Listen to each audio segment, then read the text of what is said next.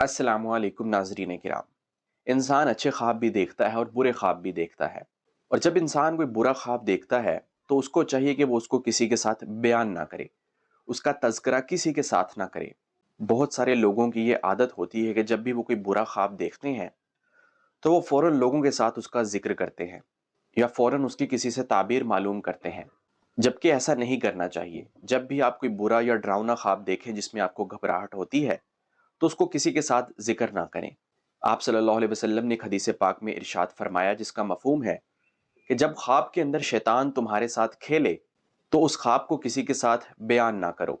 अमूमन जो बुरा ख्वाब होता है वो इसी वजह से आता है कि जब इंसान पर शैतान हमला आवर होने की कोशिश करता है।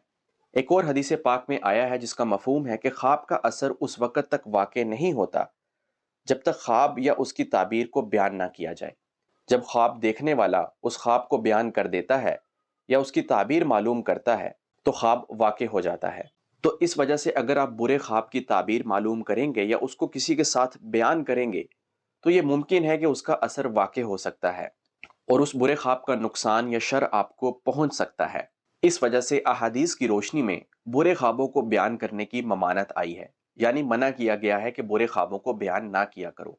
और जब भी आप कोई बुरा ख्वाब देखते हैं, अगर आप उसके नुकसान या शर से बचना चाहते हैं तो जब भी आप कोई बुरा ख्वाब देख कर उठते हैं तो उठते ही बाई जानिब 3 मरतबा थुतकार दें, यानी थूक के हल्के से छींटे 3 मरतबा निकाल दें और 3 मरतबा औज़ बिल्लाहि मिनश शैतानिर रजीम पढ़ें। और अगर दोबारा सोना हो तो करवट बदल लें। और अगर सोना नहीं है तो उठ कर 2 नफल पढ़ें और अल्लाह ताला से ये दुआ करें कि या अल्लाह मुझे इस बुरे ख्वाब के शर से बचा लीजिए। हस्बे हैसियत और हस्बे तौफीक सदका भी अदा करें क्योंकि सदका आफात और मुसीबतों को टालता है।